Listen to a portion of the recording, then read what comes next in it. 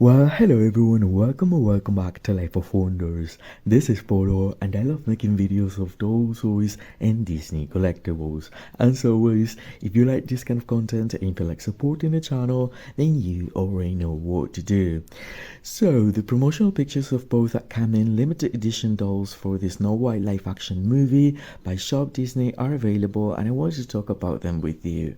As you all know, there will be two dolls, an evil queen doll that will release first in the next 24 hours, limited to 3,000 pieces, and a Snow White doll limited to 3,900 pieces that will be released on the 21st this month, same as the release of the movie.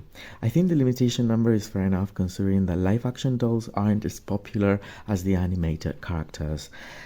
Now I think I will be getting them both, so stay tuned to the channel if you want to see the unboxing, detailed review and comparison with their Mattel versions, which, being completely honest with you, so far I like more than these ones for many reasons, but the most important one is the quality over price, which I think is pretty much justified at $75 each, with deluxe packaging, perfect screenings, and deluxe outfits with extras such as their capes, accessories, birds, apples, vulture, and scepter, which these ones aren't coming with.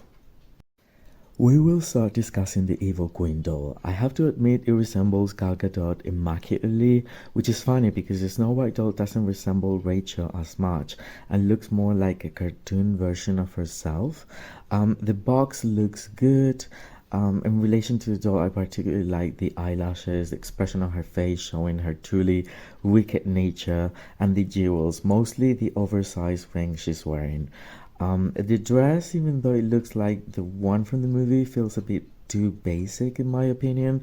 The only aspect that stands out a bit more are the inner sleeves with the embroidered geometrical designs, but no cape for this though. I think that for the $160 price, the cape with deluxe finish should have been mandatory, and it feels like something's missing when compared with the Mattel version.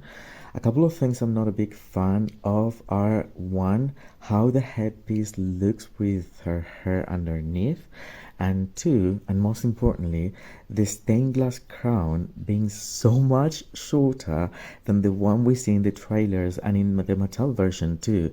It almost feels like they didn't have enough space in the box, but I would have preferred a more accurate crown being held by her on her hand if the size was an issue with the packaging than the final crown that was added. Moving on to the Snow White doll, I feel exactly the other way around. I love the outfit, but the base doll doesn't feel as accurate, especially the face screening, which feels more like I said, a cartoon version of Rachel instead of looking ultra realistic, and this is a live action after all. I felt the same way with the Julie Andrews Mary Poppins doll, by the way. Now the gown offers almost exactly as many details as the Mattel version, but being a bigger doll, the finish feels more neat, and the overskirt that is part of the gown at the beginning of the movie has been incorporated, and that's fun to see, although I don't think this will be detachable to create the different looks in the movie. She does come with a sculpted basket full of apples from the scene where she's picking out some apples in the countryside before she's warned to run away by the huntsman.